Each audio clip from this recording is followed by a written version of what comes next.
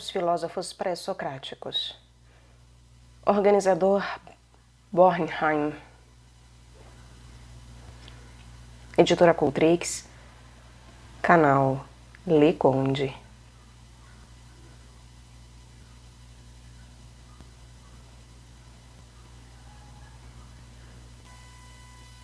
Zenão de Eleia atingiu o acme de sua existência entre 464 e 461 a.C. Foi com certeza discípulo de Parmênides. Morreu numa conspiração contra o tirano Nearcos de Eleia. Descoberto e submetido a torturas, deveria revelar o nome de seus comparsas. A recusa custou-lhe a vida. Parece que o seu livro foi escrito na juventude. Defensor apaixonado da doutrina de Parmênides, defende-a contra os seus opositores. Espírito polêmico, introduz um novo método. Em vez de refutar diretamente a posição dos adversários, aceita-a aparentemente para mostrar então suas contradições.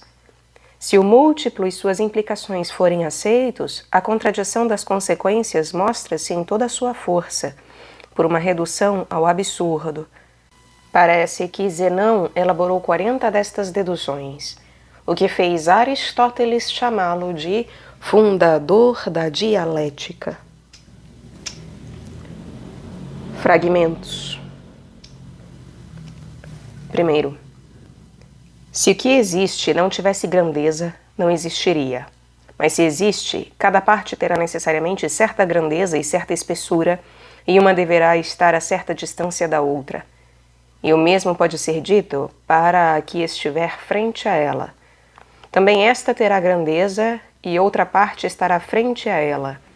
O mesmo se pode dizer uma vez e repeti-lo sempre, pois nenhuma parte dela será o limite extremo, e nunca estará uma sem relação com a outra. Se, portanto, as coisas existem em multiplicidade, deverão ser concomitantemente grandes e pequenas, pequenas até não possuírem grandeza, e grandes até o ilimitado. Segundo, em seu livro, rico em demonstrações, mostra que quem admite a multiplicidade cai em contradição. Uma destas demonstrações é a seguinte: quer mostrar que, se há multiplicidade, esta deve ser grande e pequena, grande até o ilimitado e pequena até o nada. E com isto tenta dizer que uma coisa destituída de grandeza, de espessura e de massa não poderia existir. Pois, se acrescentada a uma outra coisa, assim se expressa ele, não a aumentaria em nada, porque se uma grandeza igual a nada for acrescentada a uma outra, esta não poderia resultar aumentada, e o acrescentado seria igual a nada, quando, ao contrário, pela subtração de uma grandeza de outra coisa, esta não se tornar menor, e por outro lado, quando adicionada a outra coisa, esta não se tornar maior, faz-se evidente que o adicionado, como o subtraído, nada é. Terceiro, Zenão escreve ao mostrar que a multiplicidade traz em si a contradição do limitado e do ilimitado em coisas idênticas, o seguinte: se existem muitas coisas, então deverão existir necessariamente tantas quantas existem, nem mais nem menos. E se existem tantas quantas são, deverão ser limitadas em número. Se existem muitas coisas, são numericamente ilimitadas, mas há sempre entre elas outras, e entre estas outras, ainda outras, e assim são elas ilimitadas. E quarto, Zenão nega o movimento quando afirma: o móvel não se move nem no espaço no qual se encontra, e nem naquele no qual não se encontra.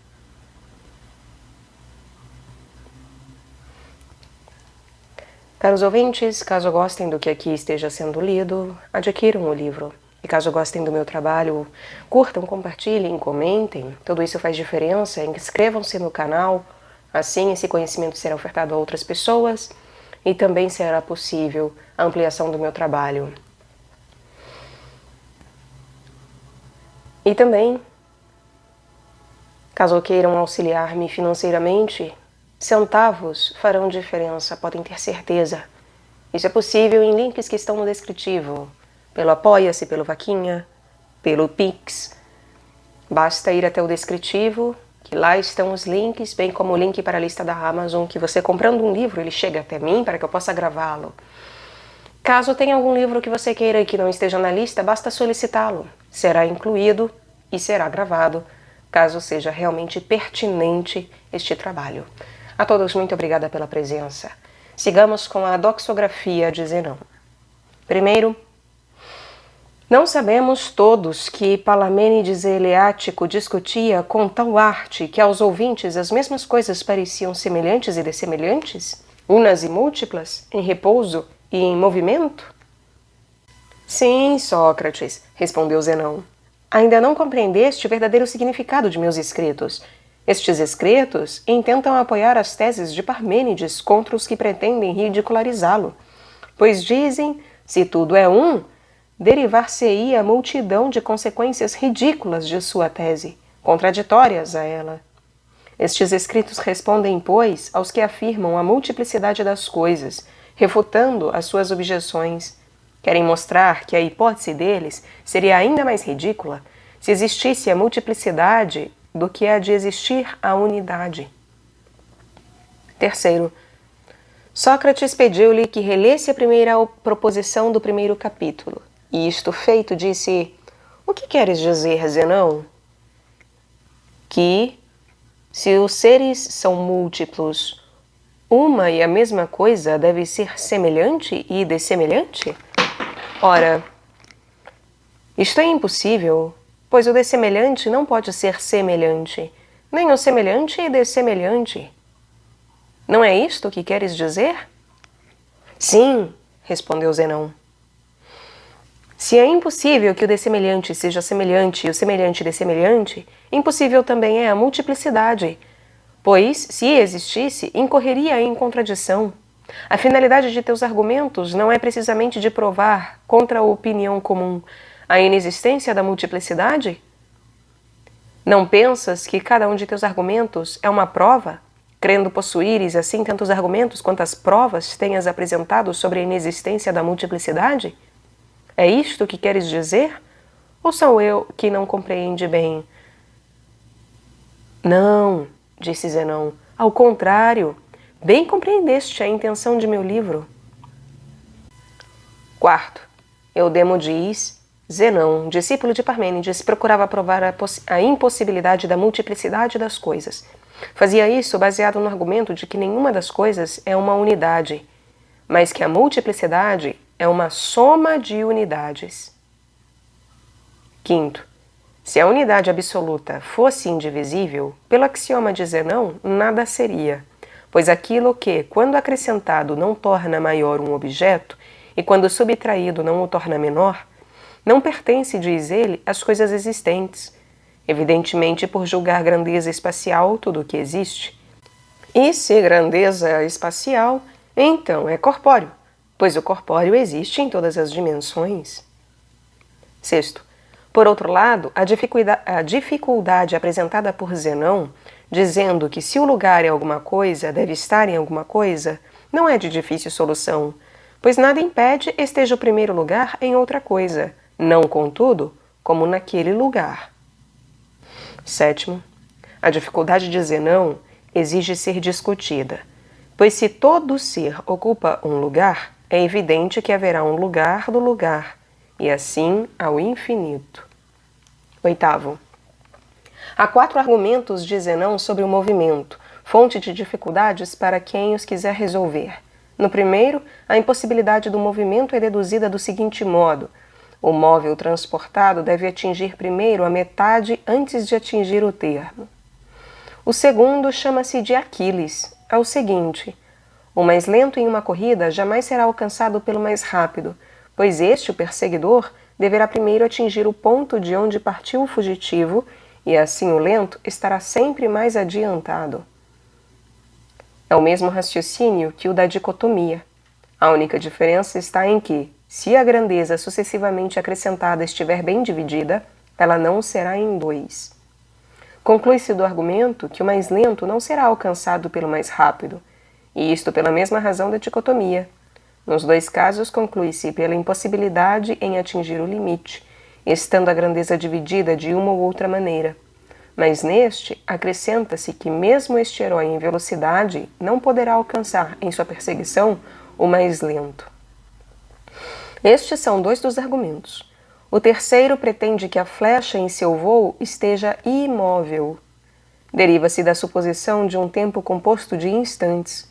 Recusada esta hipótese, cessa o silogismo.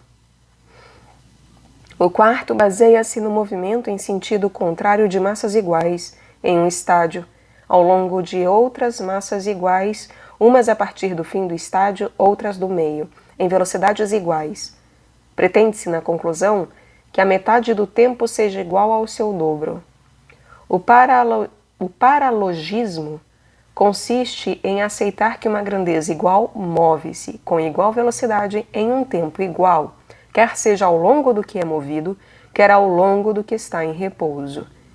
Isto, contudo, é um erro. Melisso de Samos. Melisso atingiu o acme de sua vida na 84ª Olimpíada, em 444/441 a.C. De sua vida, sabe-se apenas que comandou a esquadra de Samos, que derrotou os atenienses em 440 a.C., derrota que seria em breve vingada por Péricles. De seu poema Sobre o Ser, conhecemos apenas escassos fragmentos, que mostram seu autor empenhado em defender e desdobrar de modo pessoal o pensamento de Parmênides. Fragmentos. Primeiro, sempre foi o que foi e sempre será, pois tivesse sido gerado, antes de ser gerado, necessariamente nada seria, mas se nada era, nada poderia ter sido gerado do nada. Segundo, não tendo sido gerado, é, sempre foi e sempre será. Não tem início e não tem fim. É ilimitado. Pois tivesse sido gerado, teria um início. Se gerado, deveria ter um início. E um fim. Se gerado, deveria chegar a um fim. Se ao contrário não começou nem chegou a um fim, sempre foi e sempre será. Não tem início nem fim. Pois o que não é o todo, é impossível que seja sempre. Terceiro, mas, assim como sempre é, deve ser também de grandeza ilimitada. Quarto, nada do que tem início e fim é eterno ou ilimitado. Quinto, não fosse um, deveria estar limitado por outro. Sexto, mas se fosse ilimitado, seria um. Se fossem dois, não poderiam ser ilimitados, pois limitar-se-iam reciprocamente. Sétimo, assim é eterno, ilimitado, uno e homogêneo. Não poderia perecer, nem tornar-se maior, nem transformar-se e nem sofrer dor ou pena. Sofresse alguma destas coisas, já não seria mais um. Sofresse alteração, o ser necessariamente não poderia ser homogêneo, pois deveria perecer o que era e nascer o que não era.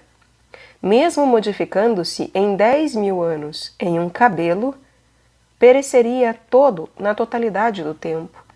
Mas também não pode sofrer transformação, pois a ordem cosmos anterior não perece, e a que ainda não é gerada. Já que nada se acrescenta, nem se perde, nem se torna outro, como poderia a transformação ser parte do ser? Pois se se tornasse outro, então seria transformado. Também não sofre dor. Por que não seria todo se sofresse dor?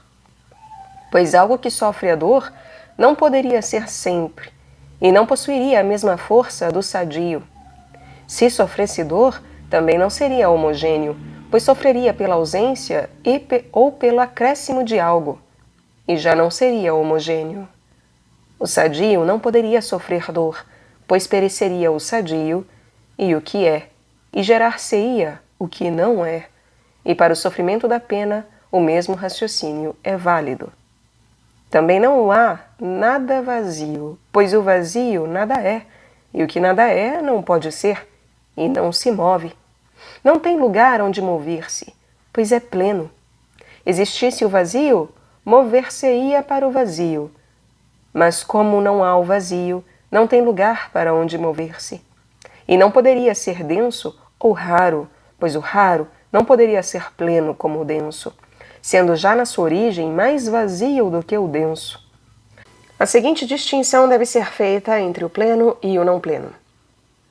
Se toma alguma coisa ou a acolhe em si, não é pleno. Se nada toma e nada acolhe, é pleno. Necessariamente deve ser pleno, se não é vazio. Se é pleno, não se move. Oitavo. Este argumento é a maior prova de que é somente um, mas há também outras provas, e são as seguintes. Houvesse multiplicidade, deveriam todas as coisas ser assim como digo do um. Porque se a terra, a água, o ar, o fogo, o ferro, o ouro, uns vivos, outros mortos, e o preto e o branco e as demais coisas, quantas os homens dizem existir verdadeiramente. Então, se essas coisas são, e se nós vemos e ouvimos corretamente, é necessário que cada coisa seja tal como nos apareceu pela primeira vez, sem mudar nem transformar-se. Que seja sempre tal como é. Contudo, afirmamos ver, ouvir e entender corretamente. Mas o calor nos parece frio e o frio quente. O duro parece tornar-se macio, e o macio, duro. E o vivo morrer e nascer do não vivo. E todas estas coisas se transformarem, e o que era e agora é, não se assemelhar. O ferro, a despeito de sua dureza, gastar-se pelo contato com o dedo, e assim também o ouro, a pedra e todas as coisas que parecem fortes, e a água gerar a terra e as pedras. Disto se conclui não vermos nem conhecermos os seres. Não há, pois, concordância nisto, ainda que afirmemos a existência de muitas coisas eternas, dotadas de forma e solidez. Parece-nos que todas se transformam e mudam pelo que vemos cada vez.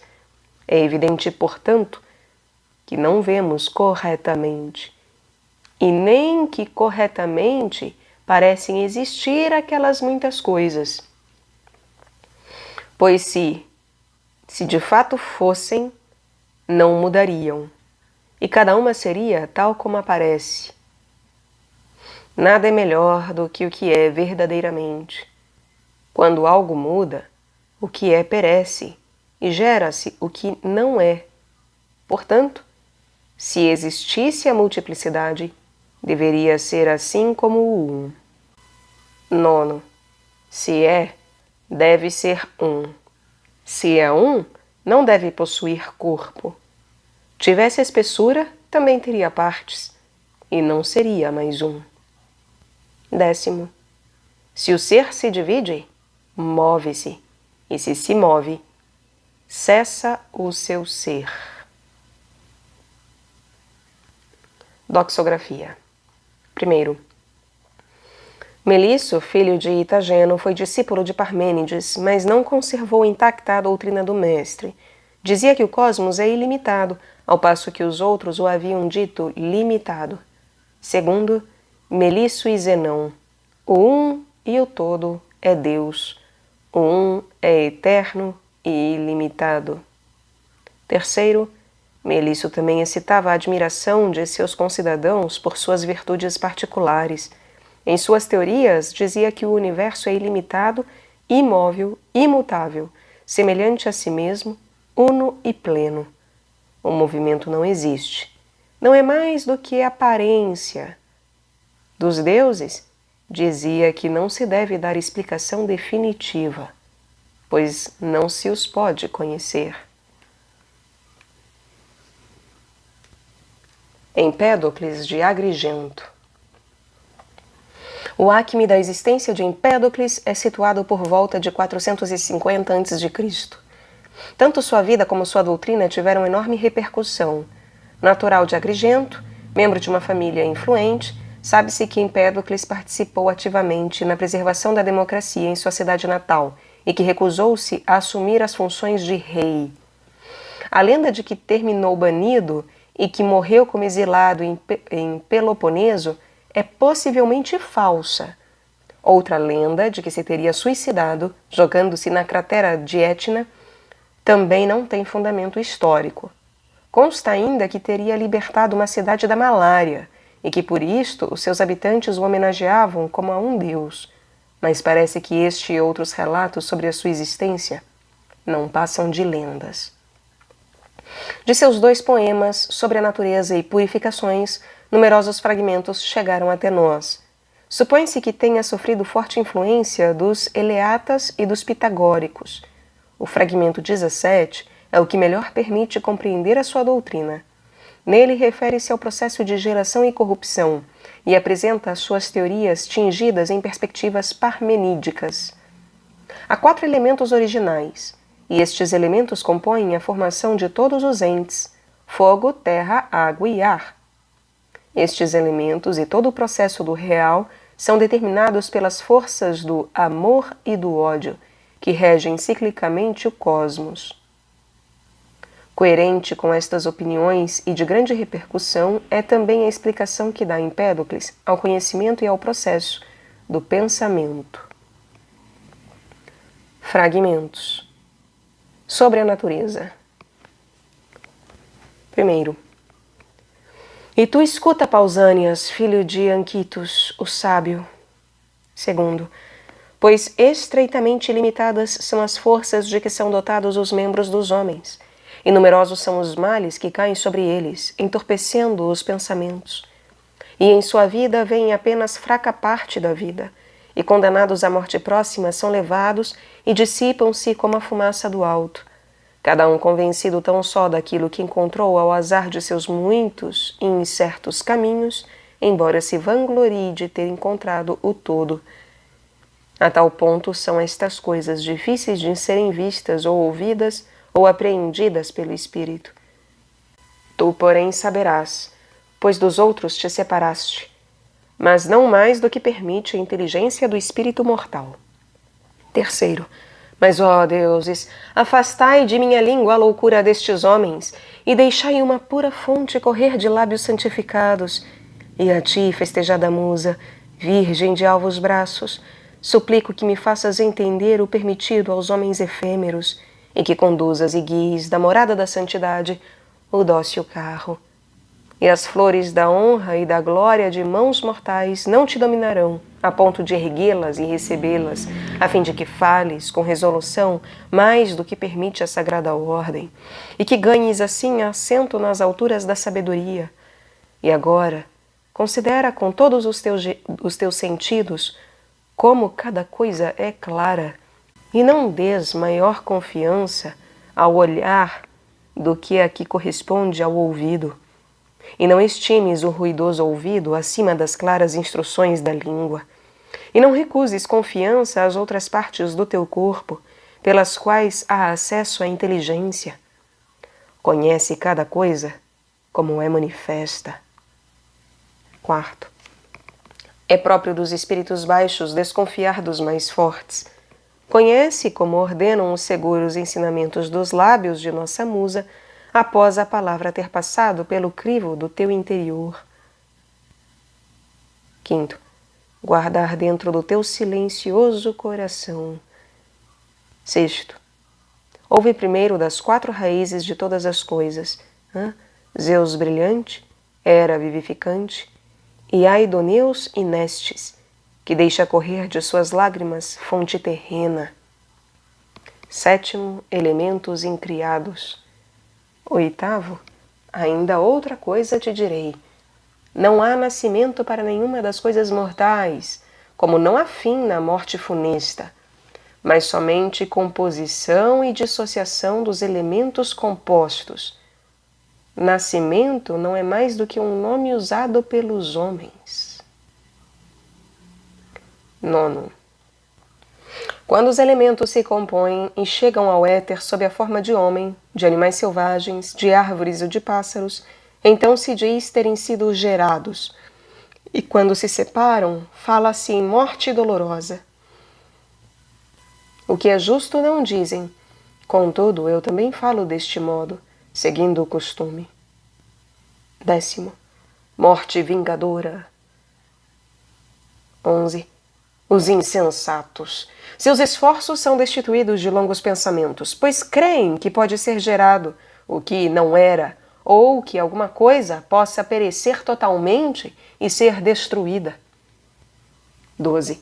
É impossível que algo possa ser gerado do que não é, e jamais se realizou nem se ouviu dizer que o que é seja exterminado. O que é sempre estará lá, onde foi colocado por cada um. 13. E no todo, com T maiúsculo, não há nada de vazio ou de supérfluo.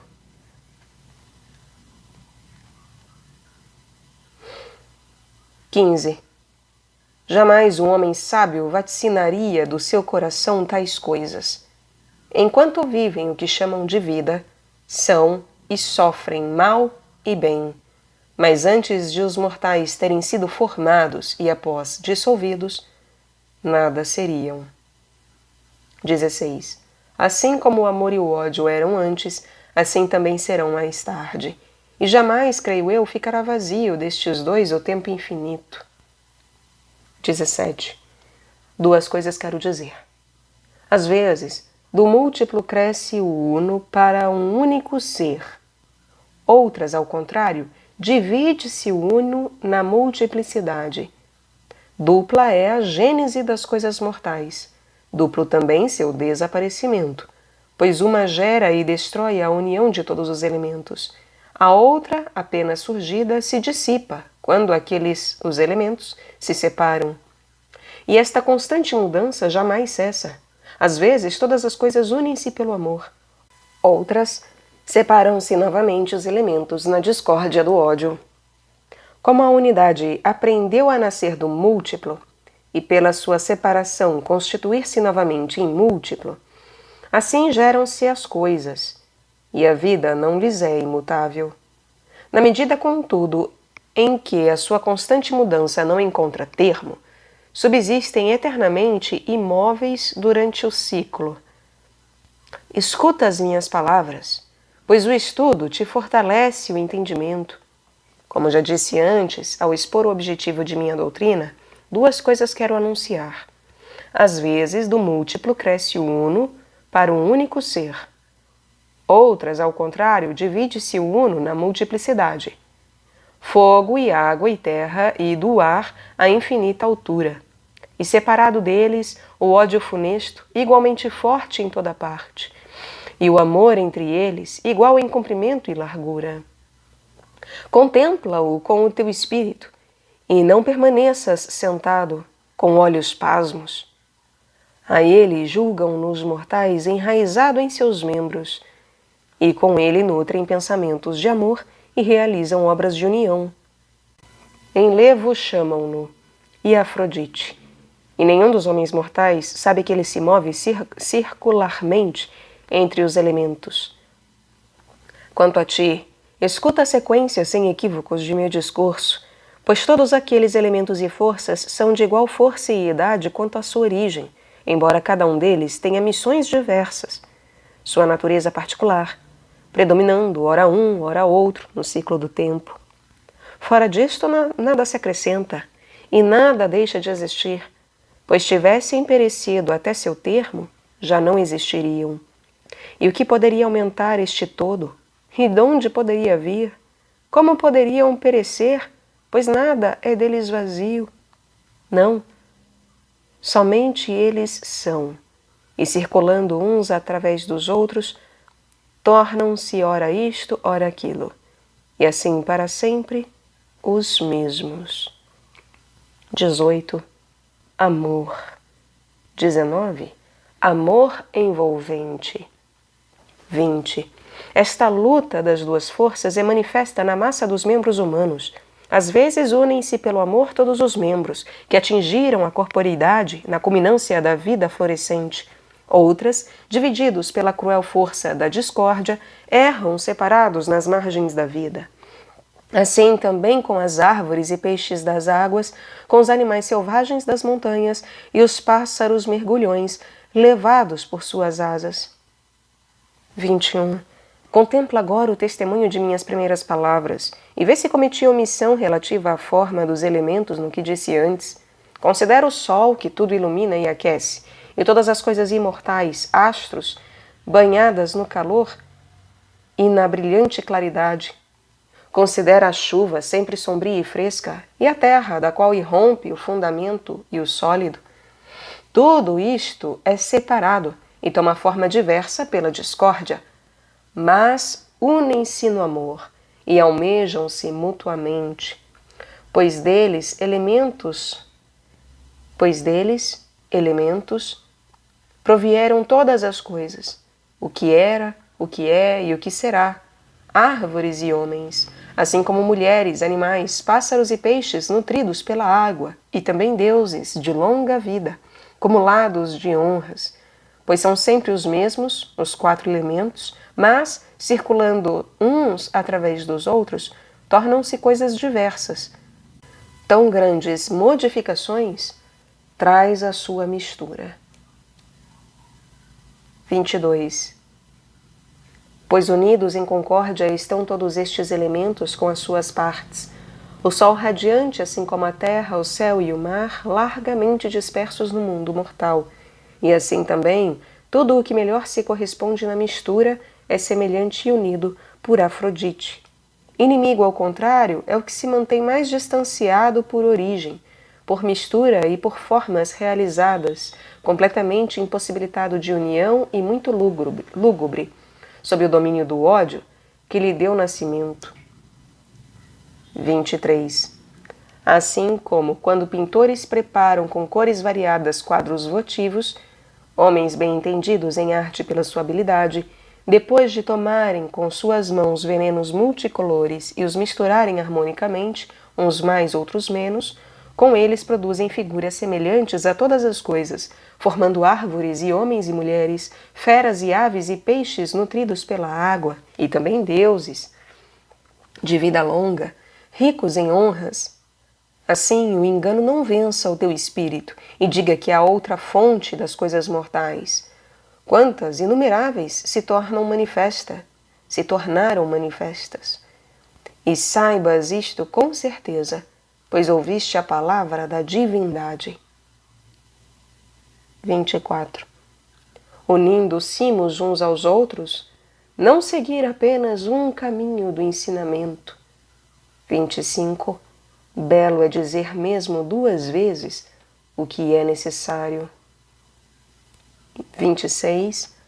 Ora uns, ora outros predominam, os elementos e forças no curso do ciclo, e desaparecem uns nos outros e crescem na alternância do destino, pois somente estes, os elementos, são, e circulando uns nos outros, tornam-se homens e outras espécies de animais, ora unindo-se pelo amor em uma só ordem, ora separando-se em as coisas particulares na inimizade do ódio, até que, integrados na unidade total, sejam novamente submetidos. Como a unidade aprendeu a nascer do múltiplo e pela sua separação constituir-se em múltiplo, assim geram-se as coisas e a vida não lhes é imutável. Na medida, contudo, em que a sua constante mudança não encontra termo, subsistem eternamente imóveis durante o ciclo. 27. Já não se distinguem nem os membros rápidos do Sol, nem a força hirsuta da terra ou do mar. Assim está custodiada a redonda esfera, na prisão segura da harmonia, alegre em sua solidão circular. 27a. Nem discórdia nem luta inconveniente em seus membros. 28. Mas igual a si mesma em todos os lados e em todos infinita, a redonda esfera, alegre em sua solidão circular. 29. De seu dorso não se agitam 2 ramos, nem tem pés, nem ágeis joelhos, nem partes genitais, mas era esférica, igual em todos os seus lados. 30. Mas quando o ódio tornou-se grande nos membros da esfera, erguendo-se as honras, quando se cumpriu o tempo que lhes cabe, ao ódio e ao amor alternativamente, estipulado por poderoso julgamento. 31. Então todos os membros do Deus foram comovidos, uns após outros. 32. A junta une os dois. 33. Assim como quando a seiva da figueira coagula e liga o leite branco. 34. Misturando a farinha com a água. 35. Voltarei meus passos ao caminho que meus cantos já percorreram, fazendo novo discurso do meu discurso. Quando o ódio retirou-se ao mais profundo abismo do turbilhão e o amor atingiu o seu centro, todas as coisas uniram-se nele a fim de serem uma única, não em uma só vez, mas voluntariamente unindo-se, uma daqui, outra de lá. E destas misturas derramaram-se inúmeras raças de seres mortais. Muitas, contudo, alternando com as que se misturavam, não se misturaram. Todas aquelas que o ódio trazia suspensas, pois não se tinha ainda retirado inteiramente aos extremos limites do círculo. Permanecia ainda parcialmente no interior dos membros, embora já, por outro lado, deles excluído. Na medida em que avançava, afluía um doce e imortal impulso de irrepreensível amor. Logo se tornava mortal o que antes era imortal, e misturado o que antes não o era, na mudança dos caminhos. E destas misturas derramaram-se inúmeras raças de seres mortais, de formas variadas, em maravilhoso espetáculo. 36. Enquanto estes se unem, o ódio retira-se aos confins da parte exterior. 37. A terra aumenta o seu próprio corpo, e o éter aumenta o éter. 38. Falar-te-ei agora dos primeiros elementos iguais em idade, fonte de todas as coisas que nós agora contemplamos. A terra e o mar ondulado, o ar úmido e o éter. Titã que abraça fortemente o círculo de todas as coisas. 39. Fossem infinitos a profundidade da terra e o vasto éter, como se depreende de vãs palavras de tantos mortais que não viram senão fraca parte do todo. 40. O sol penetrante e a meiga lua. 41. Mas o sol é concentrado e circula em volta do vasto céu. 42. E ela, a lua, interrompe os seus raios do sol quando passa por ele, projetando sombra sobre a terra, tão larga quanto a lua de brilhantes olhos. 43. Logo que a luz do sol atingiu o largo círculo da lua. 44. A luz do sol brilhe sobre o Olimpo, com intrépido olhar. 45. Uma luz circular e estranha gira em torno da terra. 46. Como gira a roda de um carro, a qual pelo extremo. 47. Pois ela, a lua, olha do outro lado para o círculo sagrado do Senhor Sol. 48. A terra produz a noite, opondo-se aos raios do sol. 49. Da noite solitária, de olhos cegos.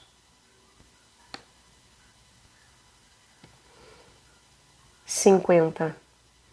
E Íris traz do mar o vento e uma chuva abundante. 51. O fogo irrompe para cima. 52. Muitos fogos, contudo, queimam sob o solo.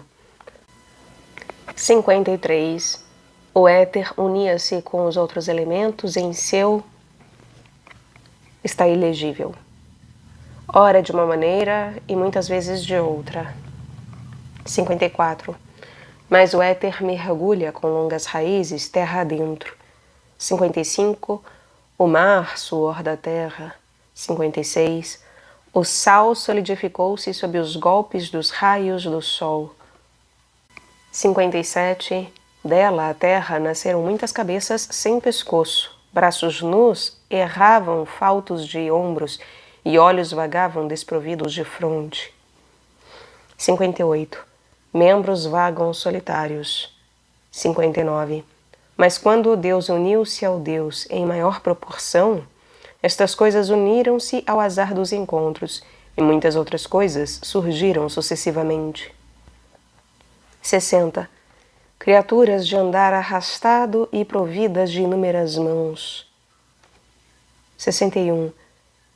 Cresceram muitas criaturas com duplo rosto e duplo peito, bovinos com face humana, ou ao contrário, homens com cabeça de boi, e seres misturados, aqui de homens, ali à maneira de mulheres, providos de órgãos sexuais umbrosos.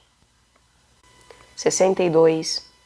E agora, escuta como o fogo, ao se separar, trouxe à luz a raça noturna dos pranteados homens e mulheres. Pois meu discurso não foge ao seu propósito, nem é desprovido de saber. Primeiro nasceram formas inteiras da terra, participantes tanto da água como do fogo. A estas o fogo fez subir para o alto, ao procurar unir-se ao seu igual, o fogo celeste. Não mostravam ainda nem suas formas graciosas, nem voz, nem as partes sexuais próprias dos homens. 63. Mas distinta é a origem dos membros humanos. Uma vem do homem e a outra da mulher. 64. Também dele aproximou-se o desejo, que pela visão despertou a memória. 65. Encontraram-se no seio puro. Em parte, tornam-se membros femininos, quando encontram o frio, e em parte masculinos, quando encontram o calor. 66. Nos prados fendidos de Afrodite. 67. Pois em sua parte mais quente gera o ventre o masculino, e por isso mais escuros, mais fortes e melhor providos de pelos são os homens. 68. No 10º dia do 8º mês produz-se a branca putrefação. 69. De duplo nascimento. 70. Pele de cordeiro. 71. Mas se a tua certeza sobre estas coisas for ainda em algum ponto deficiente, de como poderiam ter surgido pela mistura da terra, da água, do ar e do fogo, tantas formas e cores de coisas mortais, como surgem das uniões feitas por Afrodite. 72. Como as altas árvores e os peixes no mar. 73. Assim como então Cipres, depois de a ter umedecido na água, entregou a terra ao ágil fogo para firmá-la, esforçando-se diligentemente pelas formas. 74. Conduzindo a raça sem voz dos peixes fecundos. 75. Daqueles animais, porém, cujo interior é denso e o exterior raro, e que receberam das mãos de Cipres tal aquosidade. 76. Este é o caso das pesadas conchas dos habitantes da água, sobretudo dos caracóis e das tartarugas de carapaça dura como a pedra. Neles podes observar a terra na superfície da pele. 77 e 78. Árvores sempre verdes e carregadas, florescem na superabundância das frutas durante todo o ano, conforme o ar. 79. E assim produzem ovos primeiramente as altas oliveiras. 80.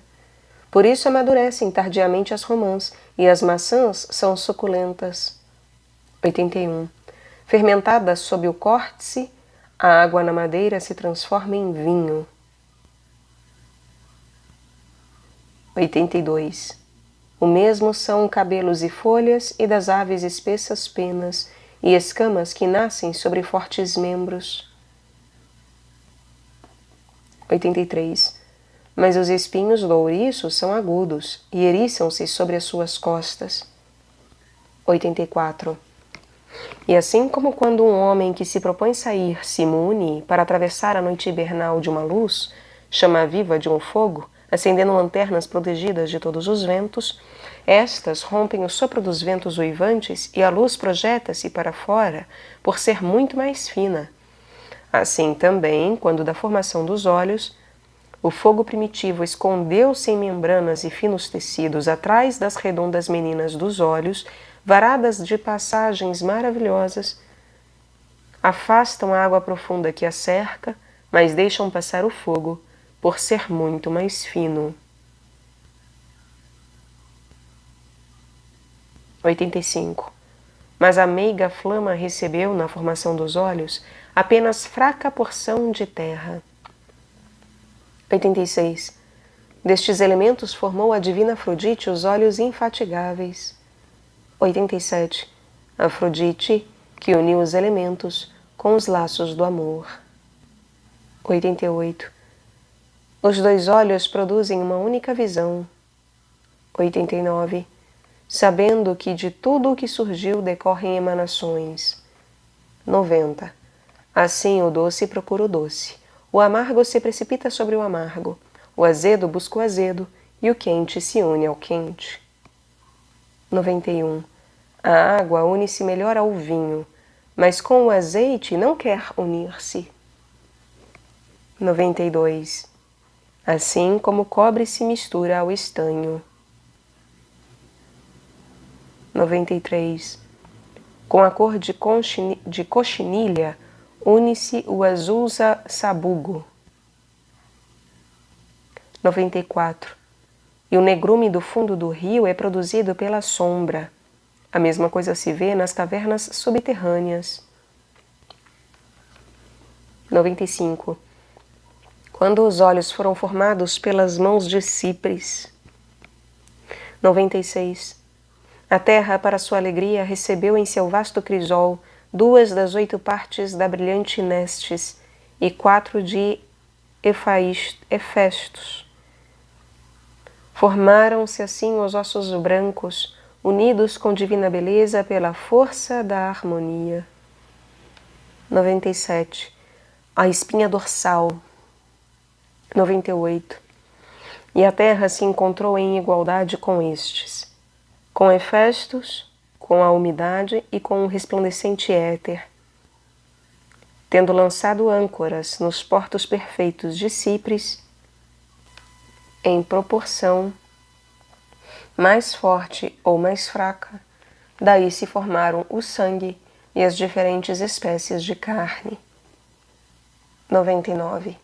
Sino, ramo carnoso. 100. Assim todas as coisas inspiram e expiram. Todos são providos de canais de carne, pobres de sangue, sobre toda a superfície do corpo. E em suas extremidades, a superfície extrema da pele é perfurada por muitos poros, de modo a reterem o sangue, permitindo, contudo, a livre passagem do ar. E quando o fino sangue se afasta dos poros, penetra neles impetuosamente o ar, para deles ser expirado novamente quando o sangue retorna. Assim como quando uma menina brinca com uma clepsidra de brilhante cobre. Enquanto conservar sua graciosa mão sobre a boca da clepsidra e mergulhá-la no macio corpo da água prateada, não entrará água no vasilhame, pois o peso do ar comprimido contra os estreitos orifícios o impedirá, até que a moça liberte a corrente de ar comprimida. Então deixe o ar um espaço vazio, que é ocupado em igual medida pela água. Assim também, quando a água encher por completo o corpo da vasilha de cobre, enquanto o pescoço e a boca permanecem bem fechados pela pele humana, o ar exterior, que procura entrar, reprime a água pela pressão em sua superfície, junto à entrada da boca, que deixa ouvir um som borbulhante, até que a moça retire a sua mão. Então, ao contrário do que acontecia antes, o ar se precipita ao interior e um volume correspondente de água escapa para lhe fazer lugar. Da mesma maneira, o tênue sangue que percorre as veias, refluindo para o interior, precipita abundantemente a corrente de ar.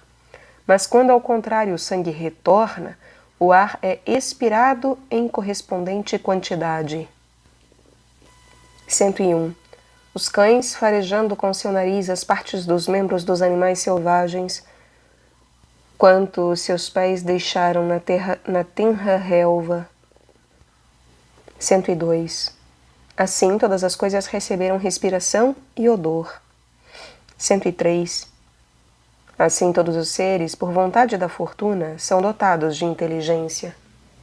104. E na medida em que os corpos mais leves uniram-se em sua queda. 105. O coração, nutrido no mar de sangue que corre em direções opostas, onde reside principalmente o que os homens chamam pensamento, pois para os homens o sangue que lhes flui à volta do coração é o pensamento. 106. O pensamento dos homens cresce em proporção àquilo que já existe. 107. Pois destes elementos estão formadas harmonicamente todas as coisas, e por eles os homens pensam, alegram-se e entristecem-se. 108. Na medida em que os homens se tornam diferentes em sua natureza, sempre se modificam também os seus pensamentos. 109.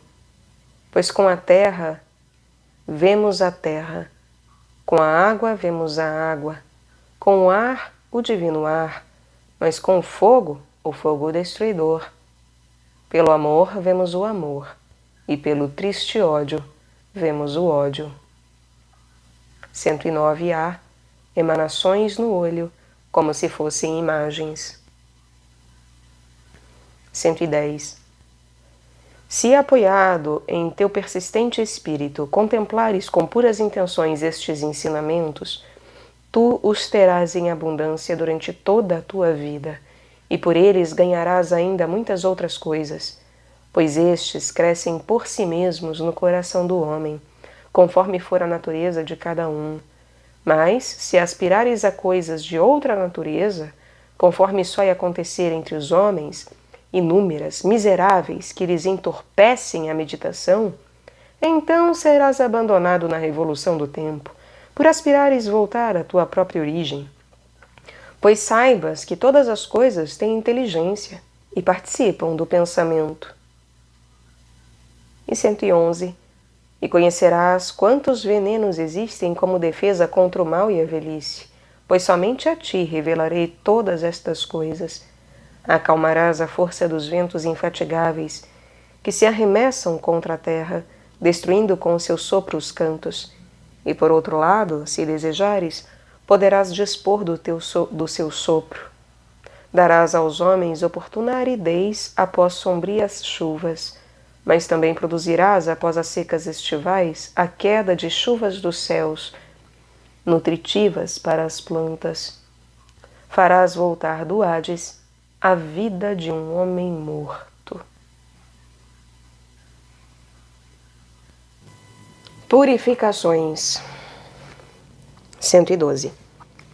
Amigos, que habitais a grande cidade, junto aos fulvos rochedos de Acragas, no alto da cidadela, amadores de nobres trabalhos, respeitáveis abrigos para os estrangeiros, homens inexperientes da maldade, eu vos saúdo. Eu, porém, caminho entre vós qual Deus imortal, e não mais como mortal, por todos honrado como me convém, coroado de guirlandas floridas. Desde minha entrada nas florescentes cidades, sou honrado por homens e mulheres. Seguem-me aos milhares, a fim de saber qual o caminho da riqueza. Uns necessitando oráculos, outros, feridos por atrozes dores, pedem uma palavra salvadora para as suas múltiplas doenças. 113. Mas, por que dedicar-me a estas coisas, como se fosse extraordinário ser mais do que os homens mortais e condenados ao perecimento? 114. Amigos, sei bem que há verdade nas palavras que vou pronunciar, mas ela é muito mais difícil para os homens, e a insistência da convicção sobre a alma é incômoda. 115. Há um oráculo da necessidade, decreto dos deuses, antigo, eterno, selado com largos juramentos. Se alguém manchou criminosamente suas mãos com sangue, ou em consequência do ódio, cometeu perjúrio. Um destes demônios agraciados com longa vida deve errar 3 vezes 10.000 anos, longe dos bem-aventurados, e nascer no curso do tempo, sob todas as formas mortais, trocando um pesado caminho de vida por outro. Pois o ar poderoso empurra-os ao mar, o mar os cospe sobre a terra os projeta aos raios do incansável sol, e este os lança nos turbilhões do ar. Um os recebe de outro, mas todos os odeiam. A estes também agora pertenço eu, um banido dos deuses, errante por ter confiado no furioso ódio. 116. Cáris odeia a intolerável necessidade. 117. Pois eu já fui moço e moça, e planta e pássaro, e um mudo peixe do mar. 118. Chorei e me lamentei quando vi o estranho lugar. 119. De que honras, de que grande felicidade fui precipitado e erro sobre a terra. 120. Chegamos sob esta caverna. 121. O triste lugar onde a morte e a cólera e a multidão dos outros males e doenças esgotantes, a podridão e o que dela flui, perambulam na obscuridade sobre os campos de Ate. 112. Lá estavam Quitônia e Helíope, cuja vista se estende ao longe, a discórdia sangrenta e a harmonia de olhar severo, a beleza e a feiura, a pressa e a lentidão, a amável verdade e a incerteza de olhos negros. 123. E o crescimento e a decrepitude, o sono e a vigília, o movimento e o repouso, o esplendor coroado e a baixeza, o silêncio e a loquacidade. 124. Desgraça a ti, miserável raça dos mortais, duas vezes maldita, de tais lutas e de tais lamentos nasceste. 125. De criaturas vivas fez mortas, mudando as suas formas. 126. Revestindo-as de um estranho manto de carne. 127. Entre os animais tornam-se leões, que habitam os montes e dormem sobre o chão, e loureiros entre as árvores ricas em folhas. 128. Eles ainda não tinham Ares por Deus, nem Quidoimos, nem o rei Zeus, ou Cronos, ou Poseidon, mas apenas Cipres, a rainha. Procuravam suas graças com piedosos presentes votivos, pinturas de animais e bálsamos de sutil perfume, oferendas de mirra pura e incensos de doce odor, sobre o solo derramando louro mel consagrado. Mas o altar ainda não era aspergido com o sangue puro dos touros, pois era entre os homens o maior crime tirar a vida aos animais e comer os seus membros, os seus nobres membros. 129. E vivia entre eles um homem de extraordinário saber, dono da maior riqueza de pensamentos e altamente versado em toda espécie de obras sábias, pois quando elevava todas as suas forças de pensamento, via com facilidade cada uma das coisas em suas 10 e 20 vidas humanas. 130. Lá eram todos os seres mansos e dóceis aos homens, os animais selvagens e os pássaros, e ardia a chama da alegre cordialidade. 131. Se for de teu agrado, musa imortal, por causa de um dos mortais tomar conhecimento de meus esforços poéticos, assiste, Calíope, ainda uma vez o suplicante, pois quero proferir uma boa doutrina sobre os deuses bem-aventurados. 132. Bem-aventurado o homem que adquiriu o tesouro da sabedoria divina. Desgraçado o que guarda uma opinião obscura sobre os deuses. 133. Não nos é possível colocar a divindade ao alcance de nossos olhos, ou de apanhá-la com as mãos, principais caminhos pelos quais a persuasão penetra o coração do homem. 134. Pois o seu corpo, da divindade, não é provido de cabeça humana. 2 braços não se erguem de seus ombros, nem tem pés, nem ágeis joelhos, nem partes cobertas de cabelos. É apenas um espírito. Move-se, santo e sobre-humano, e atravessa todo o cosmos com rápidos pensamentos. 135.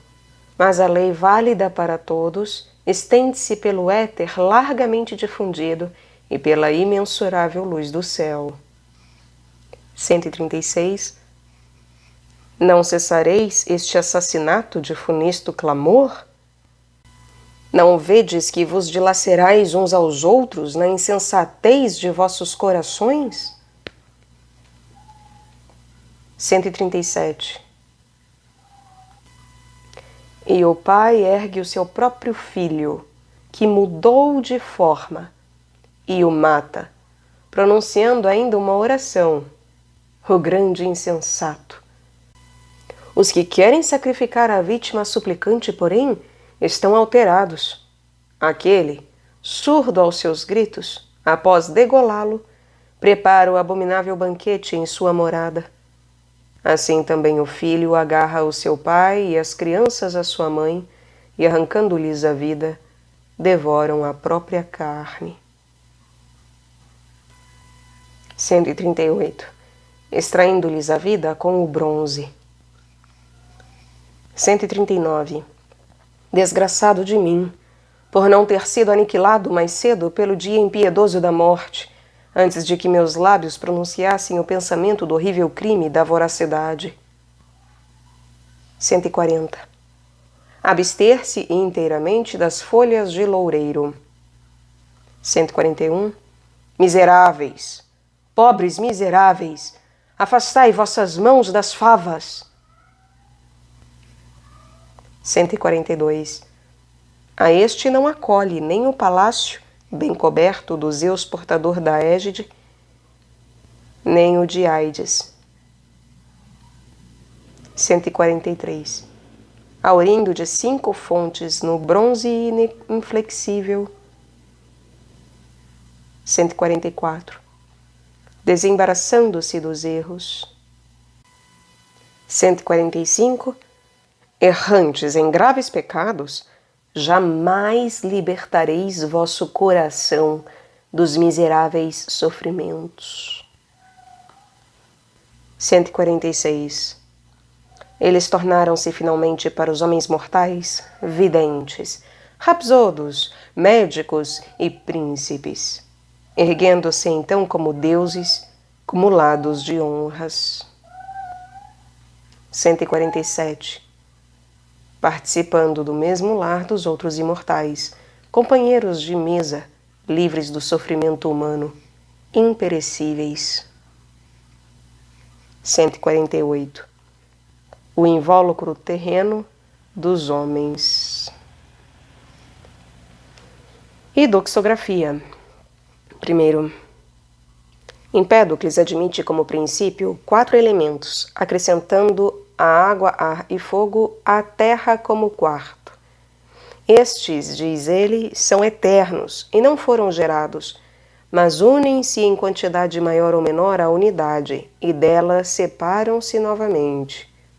Segundo, Empédocles aceita 4 elementos materiais, eternos e que mudam, em consequência de união ou separação em quantidades maiores ou menores. Os princípios propriamente ditos, contudo, são o amor e o ódio, que põem aqueles em movimento, pois os elementos devem ser postos constantemente em movimento. Às vezes o amor os une, outras o ódio os separa. Assim, conforme Empédocles, há em verdade 6 princípios. Terceiro, também Empédocles afirma que nós e todos os corpos sobre a terra estão formados, como diz Hipócrates, dos mesmos elementos, não de maneira misturada, mas em pequenas partículas contíguas que se friccionam. Quarto, Empédocles imagina os elementos formados de partículas menores, sendo que as menores constituem os elementos dos elementos. Quinto, Empédocles, Anaxágoras, Demócrito, Epicuro e todos os que formam o mundo pela reunião de corpos sutis introduzem composições e separações, mas não no sentido de gênese e destruição, pois não se produziriam segundo mudanças qualitativas, e sim em consequência da quantidade por reunião. Sexto, Empédocles difere de seus predecessores por ter sido o primeiro a introduzir a divisão da causa, pois não diz ser uma só a causa do movimento, e sim duas forças contrárias. Além disto, foi o primeiro a afirmar que são 4 os elementos materiais, embora não os use como 4, e sim como 2 somente. De um lado, o fogo em si próprio, e de outro lado, os elementos que lhe são opostos, terra, ar e água, como uma única natureza. Isto pode ser visto no estudo de seus escritos. Sétimo, sendo manifesto, contudo, o oposto do bom na natureza. Não só a ordem e a beleza, mas também a desordem e o feio. E de que há mais coisas más do que boas, e de que a fealdade é mais frequente do que a beleza. Um outro pensador introduziu o amor e o ódio como princípios destas coisas. E seguindo-se o significado real das afirmações de Empédocles, e não sua obscura linguagem, concluir-se-á que o amor é a causa do bem, e o ódio a do mal. Oitavo, Empédocles. O movimento e o repouso se realizam alternativamente. Movem-se quando o amor realiza a unidade do múltiplo, ou quando o ódio realiza o múltiplo a partir da unidade. Estão em repouso nos tempos intermediários. Nono, Empédocles afirma que o mundo está atualmente sob o domínio do ódio, assim como esteve no do amor. 10. Deles diz Empédocles que os dois são imortais e não gerados, não tendo o seu ser tido início, com as seguintes palavras: assim como o amor e o ódio eram antes, assim também serão mais tarde, e jamais, creio eu, ficará vazio destes dois o tempo infinito. 11. O mundo perece segundo a predominância alternada do ódio e do amor. 12. Empédocles. Sob o domínio do amor, unem-se todas as coisas em um único todo, formando-se a esfera. 13. O mundo é um, mas não é o todo. É apenas uma pequena parte do todo, e o resto é matéria inerte. 14. Há 2 sóis. Um arquétipo, fogo que ocupa constantemente um dos 2 hemisférios do mundo, outro, sol aparente, reflexo do primeiro. O sol é um reflexo do fogo que contorna a terra. 15. As árvores cresceram sobre a terra antes dos animais, antes de o sol se ter destacado, antes de o dia e a noite se tornarem distintos. Conforme a proporção das misturas que as formam, adquirem a função do sexo masculino ou do feminino. Erguem-se no ar e crescem graças ao calor da terra, formando dela parte, assim como o embrião cresce no seio da mãe, do qual é parte. As frutas são excedentes da água e do fogo nas plantas. As árvores dotadas de menos água perdem as suas folhas quando da evaporação do verão. As de mais água permanecem verdes como o louro, a oliveira e a palma. As diferenças de gosto provêm da variedade de composição do solo que as nutre, do qual as plantas tiram diferentes homeometrias, como nas uvas. O bom vinho provém não da diferença das vinhas, e sim da variedade dos terrenos. 16. Empédocles ensina que os animais e as plantas, em suas primeiras aparições, não surgiram completos. Surgiram primeiro como partes separadas umas das outras. Em um segundo estádio, cresceram e uniram-se as partes, formando as figuras mais diversas. Em um terceiro, as dos corpos como totalidades. Em um quarto, não mais pela mistura dos elementos como terra e água, mas pela geração. Em uns, como consequência da rica alimentação. Em outros, pela atração da bela figura das mulheres ao matrimônio. 17. Parmênides, Empédocles e Demócrito. A inteligência e a alma são uma e a mesma coisa. Não haveria ser vivo privado de razão. 18. Para Empédocles, mudar nosso estado físico é mudar nosso pensamento. O pensamento dos homens cresce em proporção àquilo que já existe. 19. Por isto pensamos com o sangue, pois neste estão os elementos melhor misturados. 20. E o conhecimento do igual se faz pelo igual. E 21. Dizia Empédocles que todos os seres são dotados de razão, não só os animais, mas também as plantas.